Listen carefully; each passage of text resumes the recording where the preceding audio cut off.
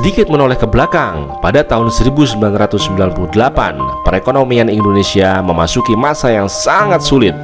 Pergantian kekuasaan di era Orde Baru ke era reformasi yang disertai dengan krisis multidimensi mengakibatkan pengangguran di mana-mana. Perekonomian yang saat itu terpusat pada usaha-usaha besar dan konglomerasi mengalami kesulitan besar.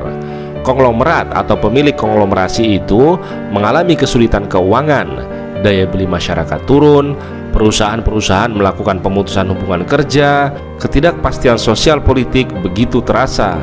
Semua orang merasa tidak pasti, sistem pemerintahan berubah, acuan dan undang-undang berubah.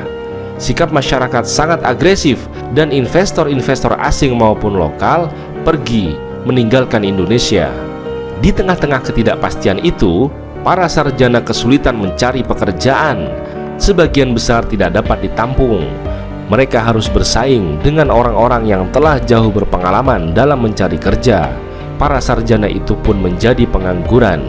Pada situasi seperti itu, siapakah yang dapat diandalkan oleh bangsa ini untuk mengatasi semua itu? Benar, mereka adalah para entrepreneur atau wirausahawan. Dalam bangunan perekonomian Indonesia saat itu, meskipun kontribusi ekonominya masih terbatas, ada jutaan orang yang menggeluti usaha mikro, kecil, dan menengah. Merekalah andalan perekonomian Indonesia. Usaha-usaha itu belum memiliki karyawan dalam jumlah besar, hanya dipimpin seorang atau beberapa orang entrepreneur. Mereka mandiri, tahan banting, fleksibel dalam bergerak, efisien, karena dikerjakan dengan seluruh anggota keluarga, tidak bergantung pada hutang, dan berbasiskan sumber daya lokal. Memang sebagian besar UMKM saat itu belum dikelola secara modern, tetapi mereka bebas dari krisis.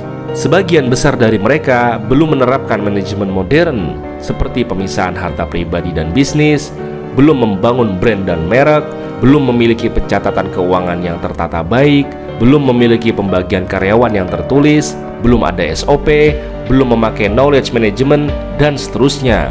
Namun, krisis ekonomi justru menyadarkan mereka akan pentingnya entrepreneurship. Bahkan pada akhirnya mereka mampu mengambil porsi yang lebih besar, merekrut karyawan lebih banyak, dan seterusnya. Ekonomi UMKM menjadi tumpuan dan pilihan penting bagi para sarjana untuk hidup lebih sejahtera, menolong banyak orang dalam mengatasi pengangguran, bukan dengan menjadi karyawan, melainkan menjadi entrepreneur. Jika kita melihat situasi akhir-akhir ini, maka tidaklah jauh berbeda dengan situasi pada tahun 1998. Pertanyaannya, sudahkah kita belajar dari dinamika masa lalu yang sudah pernah terjadi?